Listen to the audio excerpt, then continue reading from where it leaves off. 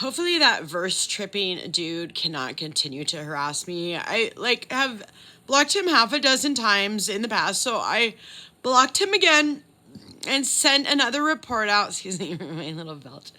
Sent another report out that I have blocked him half a dozen times in the past, yet somehow he's still able to comment on all my videos, and he's really rude. And yeah, I wish I was acting concerning all of this. I have had a life of abuse. I worked really hard with chronic illness and lost everything. I have been sabotaged. I have been defamed. I have been unjustified. I have had my civil rights violated. I am constantly gang stalked and hacked and harassed.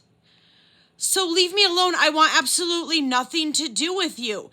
Unless you are a high-powered class action attorney or you have extremely high connections in the industry that could get my story out there so that lives can be saved and less people have to go through this, leave me alone. I want nothing to do with you.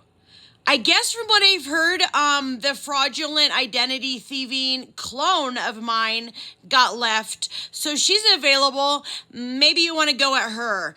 She imitates me and acts just like me. So maybe you'll like her and she'll like you back. But I want nothing to do with you. I have a divine counterpart. And that is getting fixed and recompensed. And it is for a higher purpose. And apparently, verse tripping, your only purpose is to muck up the world and be rude to people that have suffered tremendously. That's messed up. As far as my so-called dad goes, I can't even imagine that you are actually my flesh and blood father. I can't imagine. I just don't understand how a father could leave his own for dead and actually further ruin her life. Create a bunch of garbage that has, on top of the more difficult it is to struggle with extreme amounts of chronic illness that should be being treated in this country. We get harassed, bullied, and targeted even further. It's not okay. Dad, you say you're not against me, but you've certainly never been for me. So what does the Bible have to say about that scenario?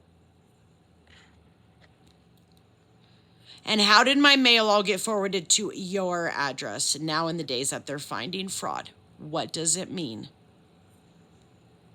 God knows you have more than enough and plenty, but you refuse to save your own daughter's life and you call yourself a preacher. Is that verse tripping weirdo your friend or something? Or is the karmic put him up to stuff? He's a creep.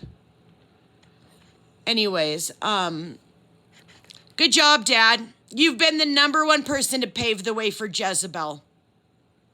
Great work, Dad.